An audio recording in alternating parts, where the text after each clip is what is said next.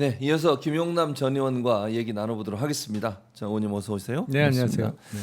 아니 아까도 잠깐 박지원 전 의원이시죠. 의원께 여쭤뵀는데 어제 밤에 명태균이 서울중앙지검에서 조사가 끝나고 10시 51분쯤 끝난 걸로 알려지고 있고요. 그리고 나서 본인이 주도를 해서 윤상현 지금 여기 화면에 나오고 있는데 검찰 조사 마친 명태균이 윤상현, 김성훈과 한밤에 술자리를 했다. 네. 요 얘기가 지금 보도가 됐는데 강남에 10시 50분 넘어서니까 뭐 거의 11시 넘어서 아마 만난 것 같은데요.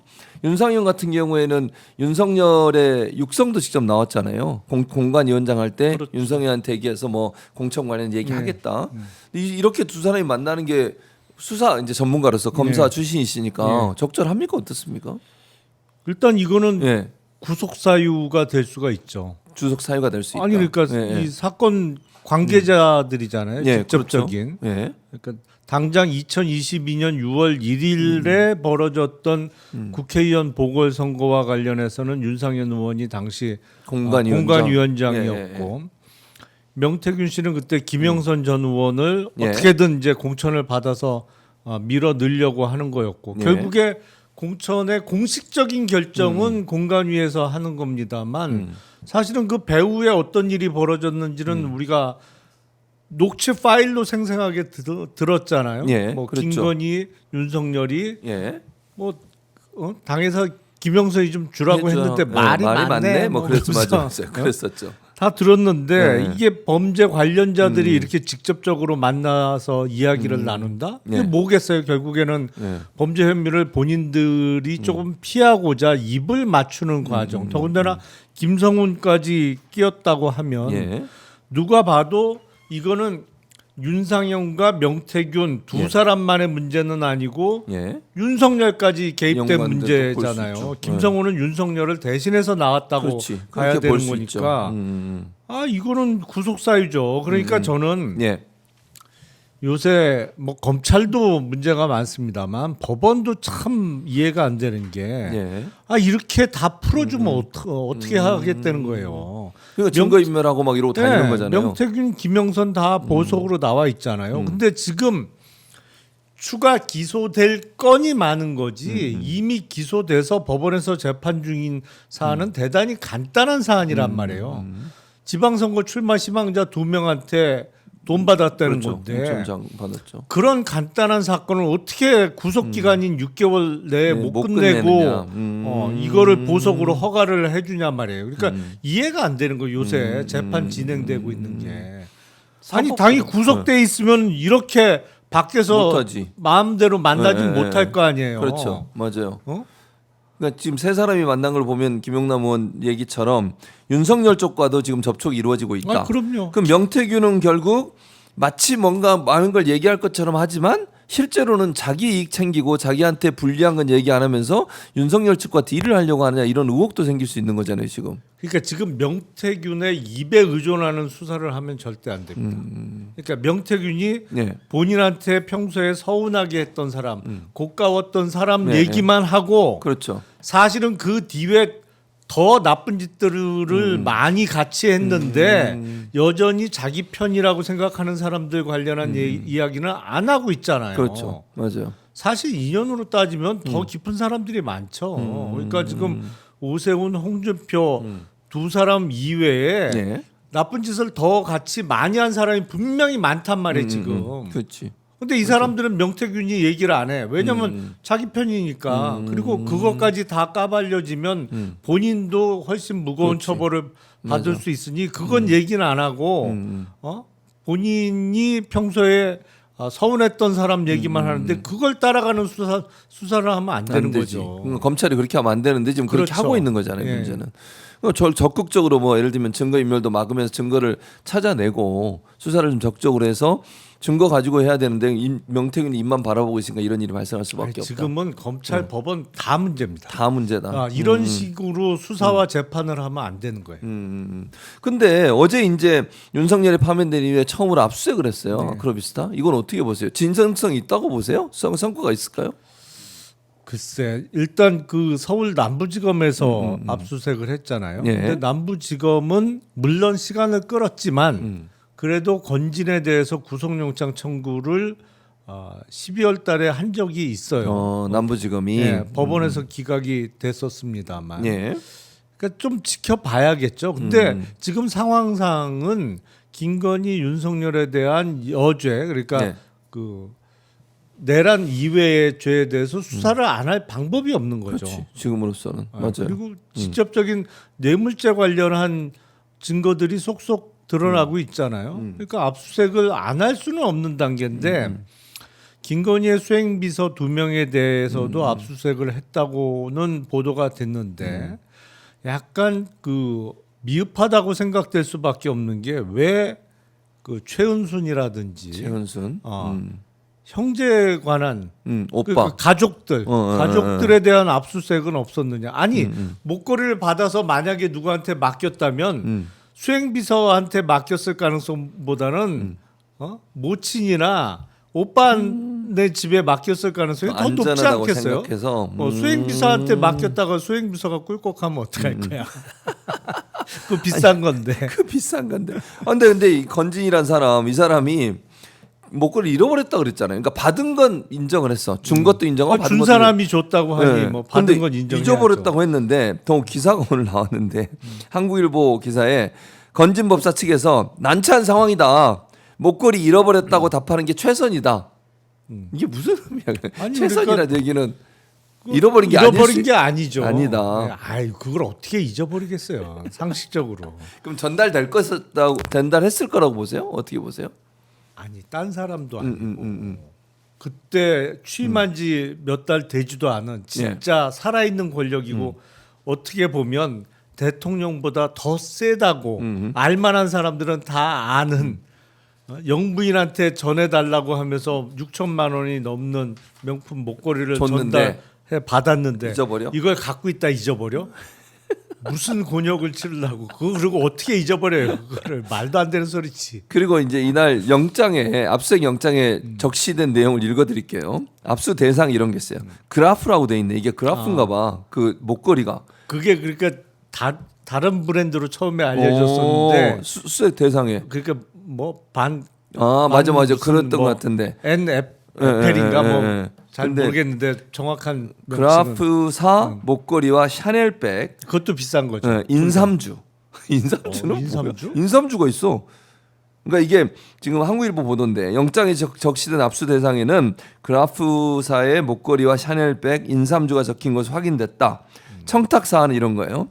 20대 대통령 취임식 관련 청탁 참석하게 해달라고 아마 했던 것 같고, 두 번째는 캄보디아 메콩강 핵심 부지 국가 단위 공적 개발 원조 연대 프로젝트, 이 두 가지가 적시돼 있었다는 거예요. 근데 이게 왜 그러냐면 캄보디아에 그 윤석열이 들어선 윤석열 정부가 들어선 이후에 갑자기 공적 지원을 해요. 거기다. 그러니까 국가에서 지원해 주는 거 있잖아요.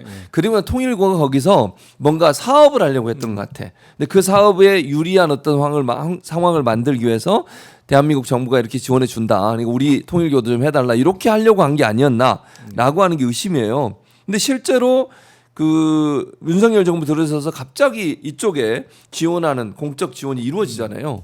그럼 연관성이 있다고 볼 수밖에 없는 거잖아요. 일단 네. 그 청탁의 취지가 취임식 참석자도 있다는 거예요. 그러면 목걸이가 2번 간 것 같은데.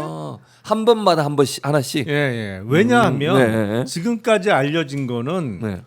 그 해외 순방을 갈 때 김건희가 비싼 빌려서 목걸이를 착용한 게 이제 문제가 되니까. 문제가 됐잖아요. 그랬더니 그거 재산 신고 내역이 없던데 그랬더니 맞아요. 지인에게 빌렸다. 빌려서 한 그렇게 거다. 얘기했지. 그런데 다른 사람한테 빌리지 말고 네. 이거 하고 다니시라고 이라고 목걸이가 줬다는 거지. 건너갔다는 거잖아요. 네, 근데 맞아요. 그 해외 순방에서 목걸이가 문제가 된 게 2022년 6월인가? 예. 뭐 하여튼 취임 이후에요. 당연히 이후에. 대통령 맞아요. 취임 순방 이후에요. 때니까.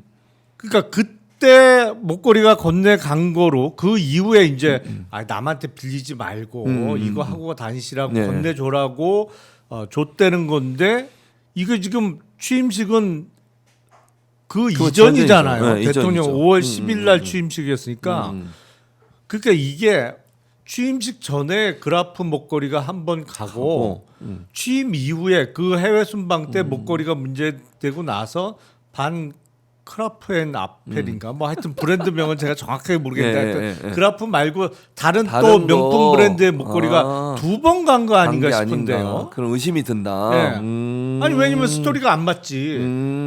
뭐 취임식 참석자에 누굴 넣어달라고 하는 건 당연히 취임식 전이니까 그런 그렇죠. 청탁이 전이죠. 가능한 건데 지금까지 보도에 의해서 알려진 거는 취임 이후에 해외 순방 갈 때 목걸이가 문제되니까 아이고 창피하게 빌리긴 물론 그것도 거짓말일 가능성이 매우 높지만 예. 이거 하고 다니시라고 건네줬다는 건데 그럼 목걸이가 2번 간 것 같은데 두 그럴 번 이상이 가능성이 있다. 되겠죠. 왜냐하면 청탁 시점이 취임 전과 후기 때문에 그러니까요. 그런 점에서 지금 의심 의혹을 제기하시는 예. 거죠. 두 번이 갔을 수 있다. 그리고 예. 그 캄보디아와 관련한 그 ODA 예. 이제 그 공적 그 지원 자금이죠. 예. 우리가 근데 이거 그런 ODA에 지원하는 예산을 윤석열 취임 이후에 7억 불 정도 캄보디아에 대해서 7억 불 정도를 책정해 놨었는데 이걸 예. 15억 불로 늘리잖아요. 예. 그러니까 8억 불 정도를 늘렸단 말이에요. 8억 금액을. 불이면 이제 지금 환율로 따지면 1조가 넘는 돈이죠. 우리나라 돈으로는 1조 원이 넘는 돈인데 통일교는 캄보디아에서 이런저런 사업을 그 전부터 추진해 왔었고 예. 아마 우리가 그 돈을 대는 ODA 자금의 상당 부분을 통일교 쪽으로 가져가려고 했던 것 같아요. 사실은 이 각국 나라에서 ODA에 돈을 대면서 사실 그 나라에서 이렇게 찍으면 사실은 거기부터 우선적으로 지원해주는 뭐 돈 낸 사람이 그렇죠. 있으니까 예, 뭐 예. 그런 우리나라 식으로, 사업자가 하는 사업에 좀 지원해달라 그렇죠. 이런 식으로. 예. 예. 그런 식으로 많이 이제 운영이 되니까 1조 원 정도 늘어나는 그 지원금의 상당 부분을 통일교 쪽에서 가져가려고 했던 것 같은데 남는 장사죠. 남는 장사지. 6천만 원짜리 목걸이 주고 1조 원에 뭐 얼마나 될지 모르겠습니다만 예를 들어서 6천만 원짜리 목걸이 주고 6천억의 지원금을 더 받는다? 그러면 얼마야? 그렇지. 그 엄청나게. 몇 배예요? 몰라 계산도 안 돼. 아이, 너무 많아. 만 배지 뭐. 만 배야? 예. 알았어. 만 배. 산수가 좀 안 되시는구나. 만배 장사죠. 만배 만배 장사. 장사. 6천만 원짜리 그러니까 하지 주고 당연히. 6천억 더 지원 누가 안 하겠어 그거를 당연히 하죠. 하지. 10배도 아니고 만 배인데. 만 배니까. 그러니까 그 정도 뭐 6천만 원 우리가 볼 때 뭐 엄청 비싼 거라고 생각하지만 만약에 그런 비리가 있다면 그 사람들 입장에서는 이 정도는 충분히 할 수 있는. 정말 싸게 먹히는 거죠. 야, 그러면 건진이라는 사람이 했던 일들은 우리가 생각하는 것보다 훨씬 많을 수 있겠다 이런 생각이. 지금 공천 관련해서 문제가 되고 통일교 관련해서도 문제가 되고 그러니까 파면 팔수록 더 나오고 있는 상황이에요. 아니 사실은 뭐 그 세간에 그런 얘기가 있었잖아요. 천공이 유명했잖아요. 그렇죠. 그 수염길은 네, 맞아요. 천공이 뭐 마치 최고인 것처럼 하는데 야 천공 위에 명태균이야. 또 명태균 위에는 명태균 위에 건진이지. 건진이 최상이다. 네. 야, 그러니까 이건 그럼 수사를 하면 할수록 더 많은 게 나올 수 있겠네요. 완벽한 그 가장 파워풀한 브로커죠. 브로커다. 예. 왜냐하면 권력의 최정점과 다이렉트로 연락하고 뭐 물건 받아서 건네주고 그 이런 정도면 예. 그렇지. 관계니까 관봉 얘기도 안 할 수 없어. 그러니까 김영남 의원도 관봉을 본 적은 있어요? 본 적은 있죠. 근데 이게 일반 시중에는 이게 다닐 수가 없는 거잖아. 관봉이라는 게. 그렇죠. 근데 가끔 예. 그런 경우는 있어요. 어떤 보면 거요? 그 요번에 이제 사진으로 드러난 저 관봉은 예. 저는 본 적이 없고 예. 아마 최근에 관봉을 이렇게 묶는 방법이 바뀐 거 아닌가 싶은데 그 전에는 이렇게 띠지가 10십자로 가로로 한 번, 세로로 한 번 이렇게 보통 은행은 가로 이렇게만 한 번만 있는데. 아니, 한 번만 예, 예, 묶는데 관봉은 이렇게 10십자로 두 번 돌리거든요. 그러니까 띠지가 다르죠. 또 생긴 거나 인쇄된 내용이 예, 다른데 예, 예. 그런 관봉이 가끔은 은행의 금융권에 아주 VVIP에게는 전달이 제공되는 경우가 있어요. 이제 은행 측에서도 네. 생색을 내면서 이거 뭐 시중에 유통 안 되는 건데 뭐 이렇게 하라고 VVIP에게. 하면 뭐 가끔은 뇌물이 관본 형태로 전달되는 경우가 있어요. 왜냐하면 그 경우에 뇌물을 받는 사람도 이게 그냥 단순 돈뿐만 아니라 이 정도로 신경을 쓰는구나. 라고 이제 뇌물을 주는 사람에 대해서 좀 더 한 번 더 생각하게 하는 방법으로 관봉을 이제 그런 식으로 전달하는 경우가 있는데 이번에 밝혀진 관봉은 아예 비닐도 안 뜯은 상태잖아요. 맞아. 그건 전 못 봤어요. 근데 저런 저런 거는 형태는. 일반 시중보다는 아무래도 국가기관이나 아니면 이제 뭐 특수한 곳에만 그렇죠. 지급이 되는 거잖아요. 저게. 그러니까 특수활동비로 지급됐을 가능성이 매우 높죠. 높다. 저 정도로 아예 비닐도 안 뜯은 채로 이렇게 하는 건 한국은행에서 뭐 하여튼 바로 갔다는 얘기잖아요. 이게. 바로 간 거지. 예, 예. 뜯지도 않았으니까. 네. 그러니까 돈을 줘야 되는데 저걸 받자마자 바로 그냥 그대로 전달했다 그렇죠. 이렇게 볼 수 있는 그러면 거고. 거의 뭐 권력기관의 특수활동비일 가능성이 매우 높은 매우 거죠. 높다. 그다음 이제 이번에 압수수색 아까 서울 남부지검 얘기했는데 담당 검사가 신용석 검사? 신응석 응석. 검사장. 네. 거기는 담당 검사가 아니고 남부 검사장. 검사장이 지금 신응석 검사장. 근데 이분 그러니까 이건 그냥 뭐 시중에 나오는 얘기는 친윤도 분류되는 사람이에요? 어떻게 분류할 수 있어요? 김영남 전 의원. 그건 아닌 것 지금 같아요. 검찰 고위직 중에 반윤은 없으니까. 다 친윤이니까. 반윤이 기본적으로 없잖아요. 그래서 많은 사람이 의심을 하는 거야. 이 사람이 잘할까? 이게 이제 걱정이 되는 거예요, 사실은.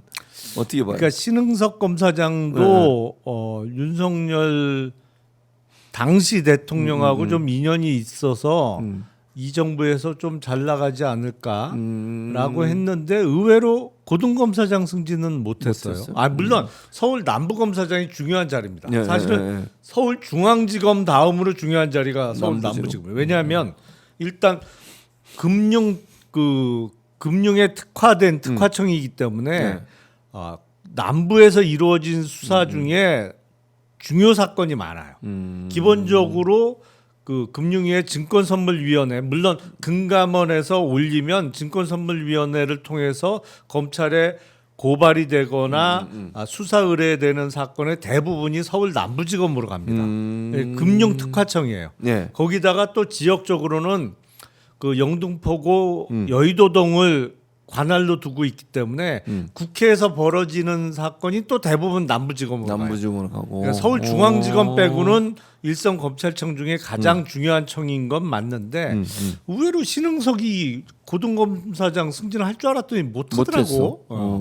그래서 밀려났나? 그러게 뭐지? 저도 저 신응석 검사장 잘 알아요. 잘 저랑 알아요? 같이 근무도 한 적이 있고. 누가 선배야 두 사람 중에? 검사는 제가 선배죠. 지금 저 그 검찰에 있는 사람 중에 그럼. 선배가 없어 별로? 일부 고등검찰청 검사 중에는 있지. 계속 그냥 진급 못하신 분들 계속 고검 검사로 남아 계신 분들은 정년까지 선배들이 하시니까 있지만 그분들은 뭐 검사장 이상으로 뭐 고등검사장, 검찰총장 뭐 이렇게 주요 포스트에 있는 사람들은 다 후배죠. 다 후배다. 김영남 전 의원이 이렇게 나이가 많다 이렇게 볼 수 있어요. 나이는 안 많아요. 그 나이는 안 많은데 기수로 선배다. 그렇지. 오케이 알았어요. 자, 그래서 이제 뭐 건진 관련된 수사는 어제 근데 이제 김건희의 휴대전화하고 뭐 태블릿 PC인가 그걸 이제 압수를 했다던데 이게 깡통폰 아닐까요? 혹시 어떻게 보세요? 이제 압수를 했는데 네. 미리 바꾸지 않았을까 하는 의심도 드는데. 그랬을 가능성이 높죠. 네, 근데 네, 이제 감히 나를 건드리겠어 이렇게 넋놓고 있었다면 뭐 남아 있을 텐데 글쎄 모르겠어요. 근데 외부에 그동안 탄핵 선고가 이루어지기 전에 네. 한남동 관저에 있을 때는 언론 플레이를 좀 했잖아요. 했죠. 너무 맞아. 뭐 해갖고 식음을 전폐하고 뭐 거의 다 죽어가는 누워있다고. 것처럼 네, 맞아, 그랬죠. 언론 플레이를 좀 했는데 나올 때 보니까 멀쩡했잖아요. 멀쩡해요. 건강하더라고. 생각보다 속 편하게 있었을 가능성도 있어서 압수수색에 대비를 했을까? 그런 생각. 예. 설마 나를 하겠냐 이런 네, 생각. 그럴 가능성도 좀 있어 보여. 적어도 검찰은 꽉 잡아놨는데 뭐 설마 압수수색 들어오겠어? 이렇게 그런 했을 가능성도 안이하게 있지 대처했을 않을까? 좀 지켜봐야겠네요. 그리고 윤석열이 이제 형사재판에서 계속 지하로 들어갔잖아요. 지하 주차장으로. 그거 이제 안 하겠다고 얘기를 하더라고 갑자기. 진작 안 했어요. 그럼 왜 이제 와서 왜 그래? 이해가 안 재판부가. 됐어요. 아니 네. 여태까지 그런 특혜를 받은 사람이 없어요. 네. 전직 대통령이고 없어, 아무도. 누구든 그런 특혜를 받은 사람이 없어요. 네. 그러니까 법정에 출석할 때는 다 지상 주차장을 통해서 그 1층 그렇죠. 현관으로 들어갔단 그쪽으로. 말이에요. 그러면서 맞아요. 이제 프레스에 노출도 되고 그랬었는데 아니 뜬금없이 무슨 지하 주차장을 이용하게 해준다고 해서 그 뭐야 도대체? 그러니까. 이게 원칙이 있어야지. 그러니까. 근데 이제 와서 왜 이러냐고 이제 와서. 아차했겠죠. 그리고 이제 검사 시절이 했으니까 피고를 두 번째 줄에 앉히는 거 어떻게 생각해요? 맨 앞줄이 아니고. 그거는 약간 법정 구조가 옛날하고 바뀌어서 그게 두 번째 줄인데 약간 피고인석은 법대에 좀 더 가깝게 이렇게 쭉 앞으로 많이 나온 두 번째 줄이고 첫 번째 줄은 법대에서 조금 멀어진 두 번째 줄로 구성이 돼 있어서 그거는 특혜인가 오히려 첫 줄에 앉히면 그 재판부에서 보기엔 저만큼 멀찌감치 않는 거거든요. 그래서 그거는 특혜 여부인지는 조금 아리송합니다. 그리고 사실은. 그 검찰이 썼던 뭐 이게 프레젠테이션 할 때 얘기했던 거를 피고인 측에서 다시 변호인 측에서 보여달라니까 검찰이 보여줬다. 요건 어떻게 생각해요? 아니 그 처음에 보여줄 때 잘 봤어야지. 근데 그런 사례가 있냐고. 예를 들면 네. 재판을 진행하다가 피고 측에서 그거 다시 한번 보여주세요 하면 검찰이 보여줘요? 일반적으로 그러냐는 거야 내 말은. 잘 없죠. 그러니까 그런 경우는 없잖아. 네, 네. 이상해 그런 게. 그리고 이제 오마이뉴스에서 뉴스입니다. 오마이TV가 오마이뉴스에서 윤석열 사진 한 장이 공개가 됐습니다. 한번 예. 보여주세요.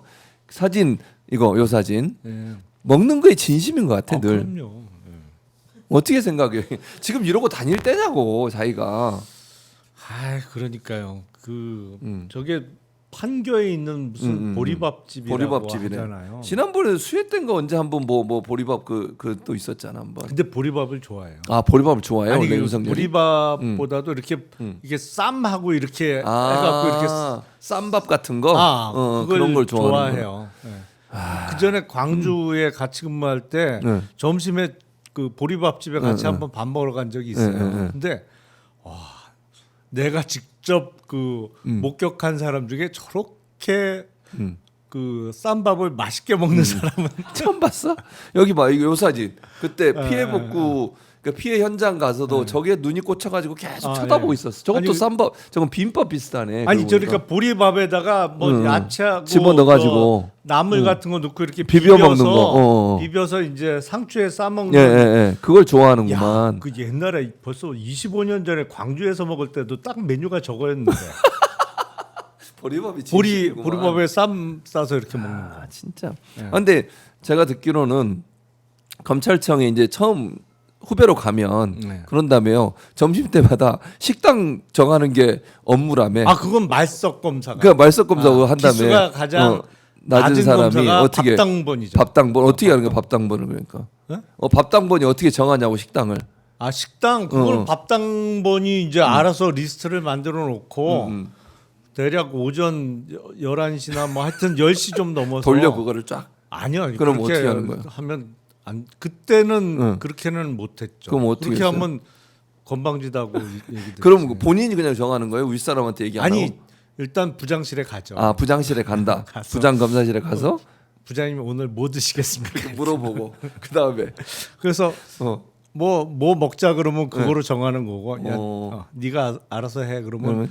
몇 가지 안을 일안 이안 정도는 가지고 가죠. 식사 장소에서 이런 이하를 가지고 와서 오늘은 뭐 이거 뭐 드시겠습니까 이렇게. 오늘은 칼국수 어떠십니까? 그러면 난 밀가루 싫다 그러면 그러면 이제 딴 거 뭐 어떠십니까? 해갖고 검사가 거기서 이제 오케이를 받으면 그거로 정해지는 거죠. 정해지는 그냥. 거. 그러면 이제 같이 검사들이 같이 밥 먹으러 가는 거예요. 네, 이렇게. 그렇죠. 네. 그러니까 그 사람은 아침에 일이 그 일이네 결국 그 말석 검사는. 아니 근데 뭐 그거는 뭐 한 5분 10분이면 그래요? 끝나니까. 음.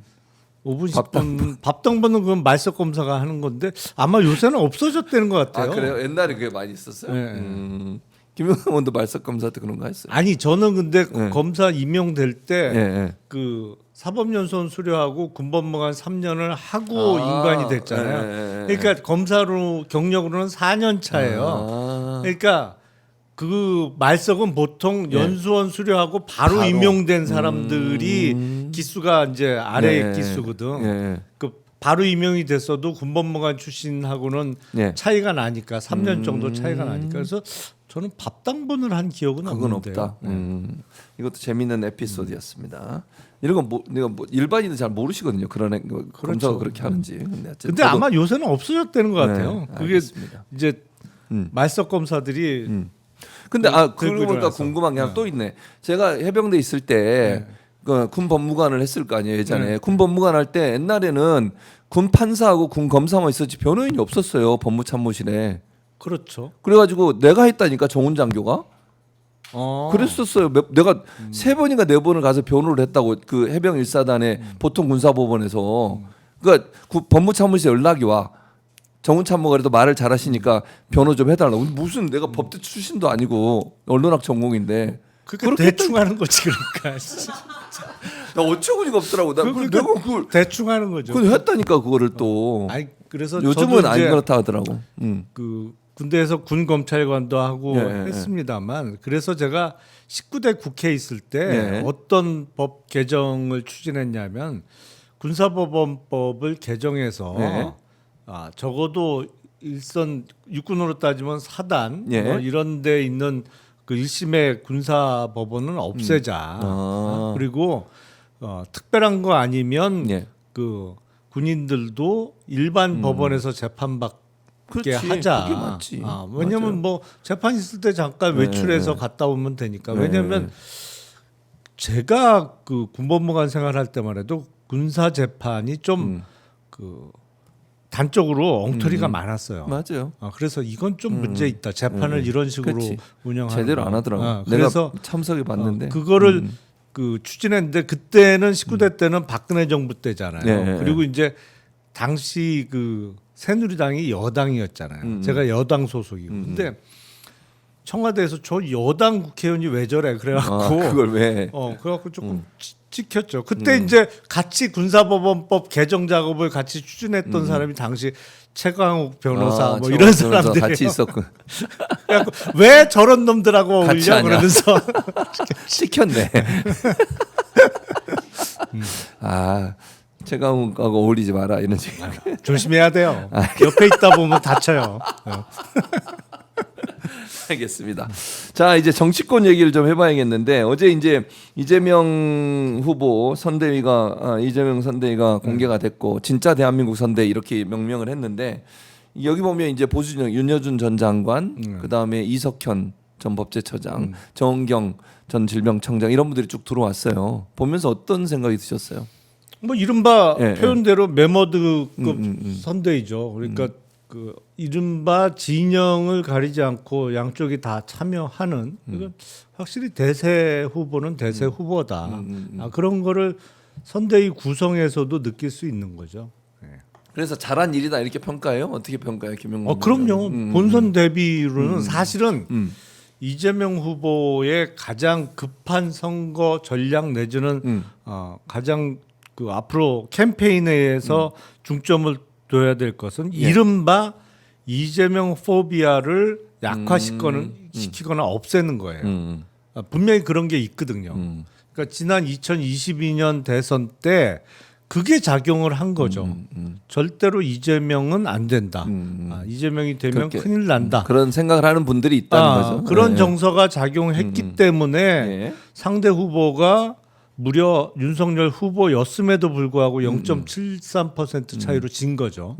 그러니까 그거를 이번 선거에서 얼마나 많이 빨리 극복하느냐가 급선무인데 선대위 구성이 다 이른바 이재명 후보에 대한 공포감을 약화 내지는 없애기 위한 작업이라고 보입니다. 네. 그러면 두 사람 권오울 이인기 네. 두 사람 개인적으로 또 혹시 아세요? 두 분들이 다 이인기 전 의원님은 잘 모르고요. 권오울 의원은 예. 잘 아시죠? 그러니까 그분도 이제 지금 국민의힘 전신에서 하셨던 분인데 네. 그 두 분이 또 영입이 됐어요. 이런 모습은 또 어떻게 생각하세요? 아니 그게 다 그것도 본선 전략이죠. 본선 전략이다. 그러니까 사실은 이런 전략은 본진이 튼튼한 후보만 쓸 수 있는 그렇지, 거예요. 맞아요. 사실은 흔들림이 없으니까.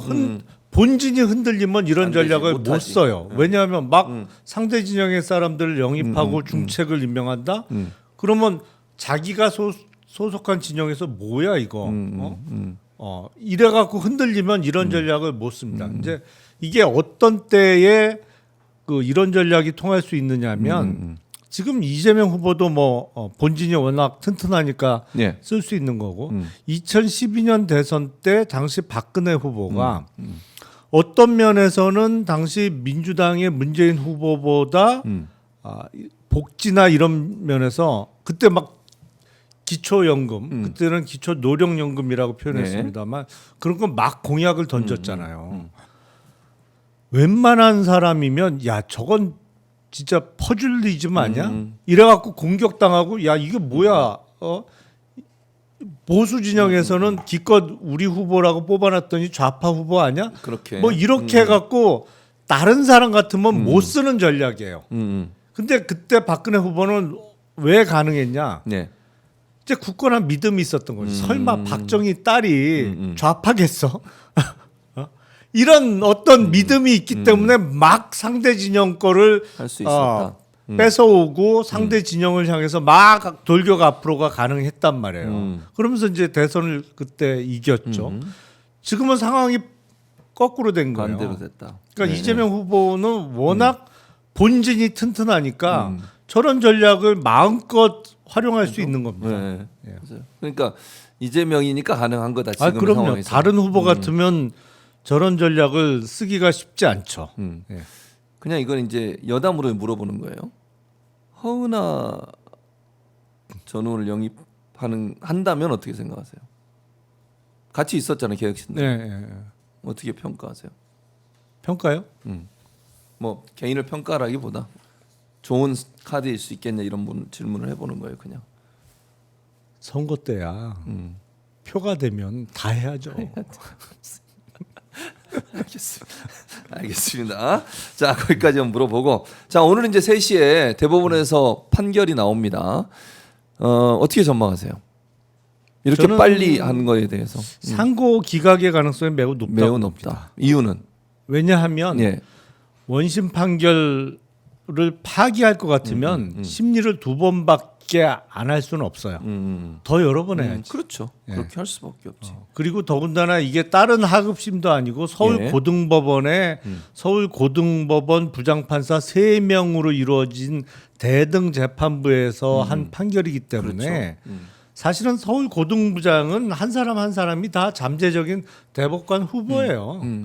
보통 대법관들 서울 고등부장 거쳐서 이렇게 대법관이 되는 그러니까. 거니까. 근데 네. 그 대등 재판부에서 그렇게 두껍고 자세하게 쓴 판결을 야 니네 이거 잘못했어. 법리를 오해했어. 내지는 체증 법칙 위배야. 증거 법칙에 대해서 니네 잘못 알고 있어. 라고 깨서 돌려보내려면 아무리 대법관들이라고 해도 예. 2번 심리 갖고는 부족하죠. 부족하다. 예. 그것은 결국 2심 판결을 그냥 그대로 받아들일 가능성이 높다 이렇게 보는 그럼요. 거군요. 예. 2번 심리를 했다는 것은 그리고 보통 첫 번째 만나서 얘기하고 두 번째는 표결을 했다잖아요. 그러니까 거의 한 번만 본 게 아닌가 하는 생각도 들어요. 그러니까 개인적으로. 뭐 상고 기각의 가능성이 뭐 네, 매우 높다. 대단히 높다. 네. 예. 그러니까 정치적 예를 들면 누가 임명하고 뭐 보수냐 진보냐 따질 게 아니고 이건 법리적으로 봐서 이거는 상고 기각으로 가능성이 높다 이렇게 보는 거죠. 그게 대법관 요번에는 12명으로 이루어지는 네. 전원합의체잖아요. 한두 명이라도 이의를 제기했으면 2번 만에 심리가 끝나질 않습니다. 그럼 전원 만장일치로 나올 거다. 그럴 가능성이 매우 높아 매우 보여요. 높다. 예. 그럼 뭐 이재명 후보 입장에서 날개를 다는 것과 같은 상황이 되겠네요. 만약 그렇게 그렇죠. 나오게 되면 예. 더 이상 국민의힘이 이재명 후보를 뭐 사법 리스크니 뭐 이런 걸로 공격하기 어려운 상황이 되는 거잖아요. 그렇게 되면. 그런 주장을 하겠죠. 예, 대통령 당선돼도 재판 계속 진행되는 거야.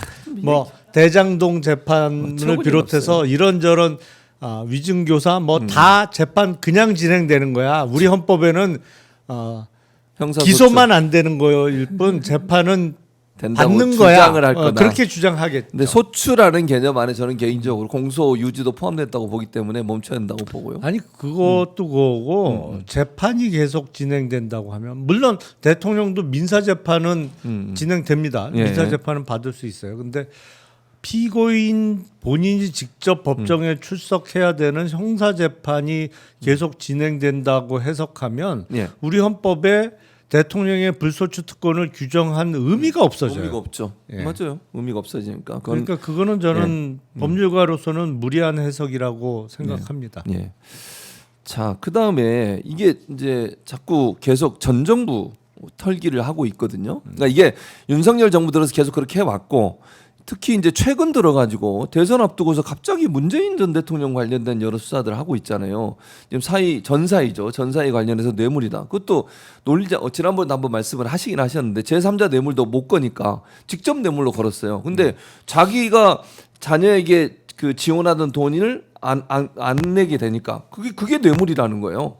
그것도 이해가 안 된데다 오늘 보니까 또 경찰이 김정숙 여사의 옷값 그때 논란이 됐잖아요. 옷값 그게 빌린 협찬 받아서 입고 돌려줬냐 안 줬냐 이 논란이 됐었는데 옷값 의혹에 대해서 대통령 기록관 압수수색 영장을 발부했다.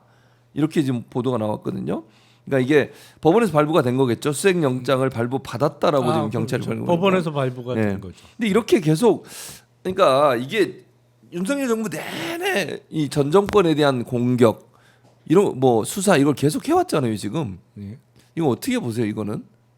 이런 행태를 참. 그러니까 우리가 정권이 바뀌면 사실 의례적으로 지난 정권에 대한 수사가 있었죠. 예. 그거는 정권이 완전히 여야가 바뀐 경우에도 그렇지만 사실은 같은 당에서 대통령을 배출한 경우에도 사실은 있긴 있었어요. 예. 지난 정권에 대한 수사는 그래서 잘못된 거는 바로 잡아야 되는 게 맞고 근데 그런 수사는 사실은 취임 1년 안에 끝내야 됩니다. 네, 맞아요. 적어도 취임하자마자 그러면 네. 지난 정부 때 잘못된 거는 빨리 털고 가자. 잘못된 게 있는지 따져보고 잘못된 사람들은 벌을 받아야 되니까. 근데 있다면 그런 수사는 1년 안에 끝내야 돼요. 끝내야죠. 지금 만 3년이 됐잖아요. 맞아요. 근데 지금도 하고 있어. 이것도 특히 대선 앞두고서 왜 이러냐고. 이렇게 질질 끌면 절대 안 되는 거예요, 그게. 이게 정치 보복이라는 비판을 면할 수가 없는 거잖아요. 그러면. 근데 그거 이제 한 달 있으면 대선인데. 그러니까요. 그러니까 대선에 영향을 미치려고 이러는 거 아니에요, 혹시 또?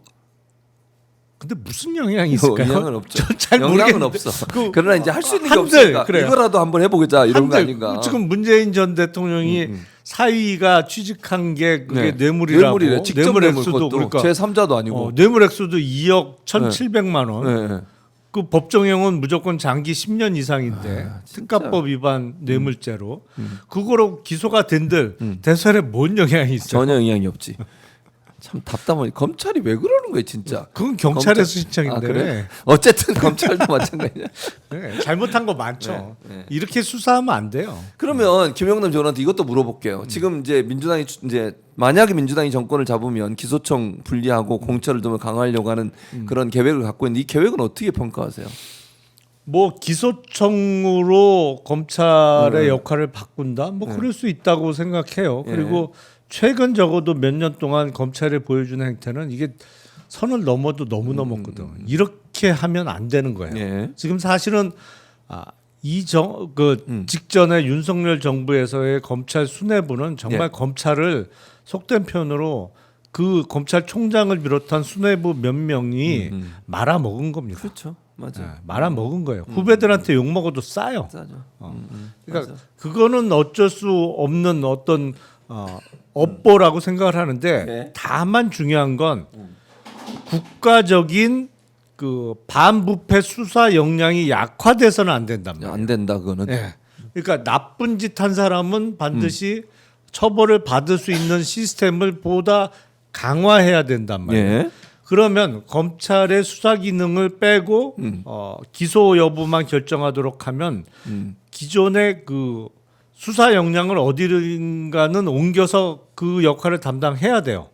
사실은 수사 역량이 많이 약화됐죠. 최근 몇 년 동안은. 그래서 그 반부패 수사 역량을 어디서 담당할 거냐? 공수처를 확대한다? 설계 잘해야 됩니다. 설계를 잘해야 된다. 여기 지금 이 상황에서 공수처 검사의 숫자만 늘린다고 그게 되질 않아요. 이게 이 시스템은 어떻게든 놀고 먹는 월급 루팡을 없애야 돼.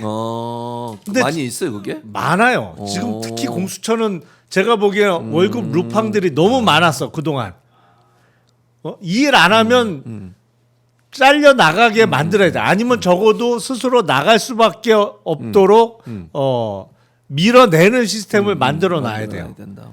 그러면 그게 공수처에서 담당할 거냐, 아니면 이른바 중수청, 뭐 주요 범죄 수사청을 예. 만들 거냐. 근데 설계를 잘해야 되는 거죠. 설계를 잘해야 된다. 그게 중요하다. 네. 자, 이제 한 10분 정도 남았으니까 국민의힘 얘기해 보겠습니다. 네. 한덕수 오늘 이제 마지막 뭐 아직 사퇴한다고 발표는 안 했지만 오후에 뭐 기자회견 하는 걸로 알고 있고 아마도 내일 이제 출마를 할 것 같은데 예상입니다. 이거는 네. 어떻게 생각하세요? 한덕수 출마를 할 것 같죠? 근데 네. 오늘 사퇴하는 명분이 뭐예요? 도대체? 모르겠어요. 이유가 뭐예요? 이유가 사퇴 없을 것 같아. 이유. 그냥 모르겠어요. 그러니까 저도 출마. 모르겠어요. 출마가 이유야. 저 근데 출마할 할 것 같아, 안 할 것 같아요? 그럼 김영준 전 의원은. 지금까지 보여주는 행태는 그러니까요. 완전 출마 100%죠. 맞아요. 아니 근데 도대체 아무리 그 노림수는 있더라도 예. 겉으로 보여지는 명분이 있어야 정치를 명분 하는 없어요. 건데 아무리 찾아도 명분을 못 없어. 찾겠어요. 명분 없어요. 예. 대통령 권한대행이 이 시점에 사퇴를 한다? 예. 아니 물론 민주당에서 탄핵 소추를 본격적으로 추진해 줬으면 예. 좋았겠지. 음. 나 어차피 탄핵 소추가 돼서 6월 3일 대선 전까지 예. 내가 대통령 권한 대행으로 있을 수가 없어요. 예. 그러니까 사퇴합니다라고 하면 조금이라도 명분의 건덕지라도 있겠지. 근데 그거 안 했잖아. 안 했죠. 그럼 사퇴할 명분이 뭐냐 없어요. 말이에요. 명분은 도대체. 없어. 그러니까.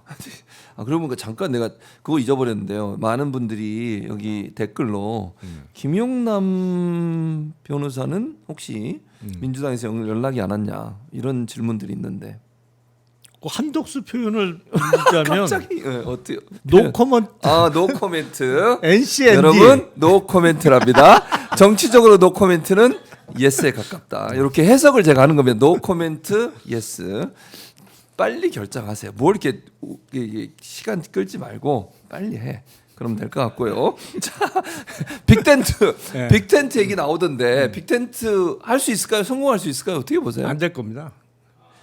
왜 그렇게 전망하세요? 일단 선거 구도상 빅텐트가 처지질 않아요. 예, 처지지 않는다. 빅텐트라는 거는 이른바 빅텐트 뭐 합종 연행 뭐 해갖고 다자간의 연합을 통해서 1등 후보를 꺾을 가능성이 있을 때 처지는 건데 지금 누가 봐도 1, 2등 간의 격차가 너무 클 수밖에 없어요. 의미가 없어요. 사실. 그렇게 되면 제3의 군소 후보들이 이 텐트 안으로 들어오질 않아요. 그리고 그러니까 이준석도 안 들어오겠죠. 그런 상황이니까. 왜냐하면 네. 연대를 해서 빅텐트로 후보 단일화를 해서 선거를 이길 가능성이 있을 때 그렇지. 맞아요. 군소 후보들이 자기 몸값을 네. 제일 높게 받을 수 있단 말이에요. 맞아요. 그런 거죠. 근데 지금 구도에서는 에이, 장사가 안 돼. 안 돼. 비싸게 팔아먹을 수가 없어. 아니요. 예. 그런 의미에서 네. 어렵고 또 하나의 이유는 예. 지금 선거 구도라면 예. 군소 후보가 가장 많은 표를 받을 수가 있습니다. 지금 현재 구도라면 예, 득표율을 최대한 높일 수가 있어요. 그 차차기를 노릴 수 있는 거네 그러면. 아니 일단 그게 평생의 자기의 정치적 자산이 될 수가 있어요. 예를 들어서 네. 내가 지난번 대선에서 몇 퍼센트 득표했어. 예. 그렇지. 그걸 내세울 수 있지. 나 무시할 거야? 내가 이 정도 표가 있는데. 근데 그거는 그 후보의 능력이 뛰어나서라기보다는 선거 구도가 그럴 수밖에 없어요. 왜냐면 2017년 대선 때 당시 유승민, 심상정 후보가 얻은 득표율의 합이 대략 13% 정도 됐습니다. 네. 근데 지난 대선 2022년 대선 때는 뭐 다른 이유도 있었습니다만 예. 심상정 후보의 득표율이 매우 미비했어요. 근데 왜 5년 전에는 6% 넘게 득표했던 사람이 예. 5년 후의 대선에는 그렇게 더 득표율이 뚝 떨어지느냐? 네. 그때 제 기억에 1%가 됐었나요? 뭐 정확히 기억은 안 나. 아무튼 그러니까 적었던 것 같아요. 그 기억도 못할 정도로 득표율이 미비해서. 아니 가장 큰 이유가 그거예요. 2017년 대선 때는 네. 1등과 2, 3등의 차이가 확 벌어져 있어요. 누가 봐도 이럴 땐 유권자들이 어차피 당선은 누가 될 텐데 그치. 아유 뭐 나는 썩 마음에 안 들고 주요 후보에 대해서 반감을 갖고 있는 유권자가 있을 수 있잖아요. 그렇죠. 차라리 뭐 어차피 당선은 누가 될 거고 내 표는 그냥 여기 누가 봐도 당선 가능성은 없지만 네. 그래도 조금이라도 덜 싫은 사람, 덜 미운 후보한테 표를 준단 말이에요. 그러니까 군소 후보의 합이 13%가 나온 거예요. 당시 유승민, 심상정 후보에. 근데 2022년 선거처럼 정말 박빙이야. 그때는 안 마지막까지 누가 당선될지 모르겠어요. 모르는 그러면 유권자들이 제3의 후보에게 표를 줄 여유가 그러지. 없어요. 여유가 없지. 결집해야 되니까. 조금이라 절대로 저 사람이 돼서는 안 돼. 라고 하면 그 후보가 아닌 덜 미운 후보한테 그리고 당선 가능성이 높은 후보한테 표를 주지. 당연하지. 당선 가능성은 없지만 옛다 내표 할 여유가 없어. 없다. 그런 여유가. 근데 지금 이번 선거는 누가 봐도 1등 후보와 2등 후보의 격차가 이렇게 그러니까. 벌어지는 선거예요. 그러면 제3의 후보에게 군소 후보에게 표가 많이 간단 말이에요. 그렇지. 근데 맞아요. 제3의 후보 입장에서 그게 자신에 대한 성적표고 앞으로 계속 자기 몸값을 높일 수 있는 자기 정치적 자산이에요. 이걸 왜 포기해요? 그렇지. 포기할 수 없지. 네. 그렇게 그러니까 이게 빅텐트가 안 쳐지는 선거 구도예요. 그럼 어제 이제 토론회는 보셨는지 모르겠죠. 국민의힘 토론회 이제 했고 이제 주말에 결과가 나와요. 토요일 날. 근데 두 사람 중에 어제 토론회 평가도 좀 해주시고 두 사람 중에 누가 될 것 같으세요? 최종 후보로? 토론회 재미 없습니다. 아 그래요? 별로 이렇게 볼만한 볼만한 내용이 없었다. 예. 그 다음에 누가 될 것 같아요? 지금 거는 저는 김문수 후보가 조금 더 유리하지 않을까 싶어요. 왜 그렇게 보세요? 일단 국힘의 당원들이 50% 그리고 일반 여론조사가 50%인데 예. 일단 국힘의 당원들을 비롯한 지지층들은 그 한덕수 후보와의 이제 잠재적 후보지. 잠재적 후보 권한대. 예. 한덕수 총리와의 단일화가 이루어지기를 바라는 사람이 더 많아요. 근데 김문수 후보는 예. 그 단일화에 대해서 계속적으로 열린 자세였고 맞아. 그랬죠. 한동훈 후보는 말은 저렇게 하지만 사람들이 네. 보기에 저거 별로, 막상 당 후보 되면 안 할 거다. 단일화 안 할 거야. 버틸 거야. 내가 당 후보라고. 네가 그럴 수 당신 있지. 출마하든지 충분히. 무소속으로 한번 끝까지 뛰어봐. 그렇지, 되나? 그럴 수 있어요. 그렇게 생각을 하거든요. 그런 게 다 보여요. 예. 당원들이나 국민들의 눈에도 보인단 말이에요. 그렇기 때문에 그 단일화에 대해서 좀 더 가능성이 높은 김문수 후보에게 표가 더 많이 가지 않을까라고 생각을 합니다. 그러나 이제 어쨌든 한덕수 권한대행이 나오고 오면, 그러니까 예를 들어서 그만두고 내일 출마를 뭐 결심한다고 하면 최종적인 단일화는 이제 시도할 거다 이렇게 보는 거죠. 특히 김문수 후보가 되면 단일화는 반드시 할 거다. 그 일단 국힘 내부에서 단일화에 대한 압력이 어마어마하게 셀 거예요. 그러니까 누가 후보가 되든 예. 예를 들어서 한동훈 후보가 최종적인 당 후보가 되더라도 예. 단일화에 나서라고 현역 의원들을 비롯해서 당원들의 압력이 정치적인 압력이죠. 물론 그렇지. 어마어마하게 맞아. 셀 겁니다. 왜냐하면 예. 당신으로 이길 수 있어? 안 되지. 이재명 후보? 안 되잖아. 물론 한덕수가 해도 안 되긴 아니, 한데. 그래도 안 예. 되지. 맞아요. 하지만 뭐래도 해봐야 될 거 아니야. 그렇지. 마지막으로 할 수 있는 마지막으로도 할 수 있는 건 다 해봐야 될 거 아니야. 맞아요. 라는 식의 압력이 어마어마하게 셀 거예요. 그래서 단일화를 할 수밖에 없을 거다. 네. 그렇게 보시는군요. 자 이제 뭐 많은 분들이 계속 많은 분들이 이제 뭐 대략 몇 분이 김용남 의원 민주당 와라 빨리 결정해라 뭐 이런 얘기들이 올라오고 있어요. 오시면 제가 동생으로 제가 형님이니까. 민주당 지금 가 아니 계세요? 아무것도 저는 당원도 아니에요. 근데 뭘? 그냥 이제 이 정치적 생각이 마치 같아지니까. 터줏대감인 아니요, 것처럼 말씀하시네. 전혀 아니에요. 알고 봤더니 난 별거 당원도 없구만. 심지어 당원도 아니라면서. 당원도 아니야. 당원도 아니에요. 저는 전혀 당원도 아니고 그냥 지지자일 뿐입니다. 당원도 아니라는 말씀을 드리고요. 김영남 의원이 언제쯤 들어오는지 여러분 기대해 주시기 바랍니다. 오늘도 이렇게 와주셔서 감사드리고 김영남 의원은 늘 이제 목요일마다 오시는 거잖아요. 네. 네, 다음 주에는 또 박정우 기자가 다시 오니까 용방불패 네. 완벽하게 유튜브로 거듭났습니다. 김영남의 용남불패 네, TV. 아직 구독자가 용방불패. 15만 명이 안 됐습니다. 아 그러네. 오늘 2,000명만 되면 15만이 되는 네. 거잖아요. 여러분 많이 좀 해주시고 또 용방불패 잘 될 수 있도록 대표 앵커 김영남 앵커가 성공할 수 있도록 많이 후원해 주시기 바라겠습니다. 감사드립니다. 네, 고맙습니다. 예.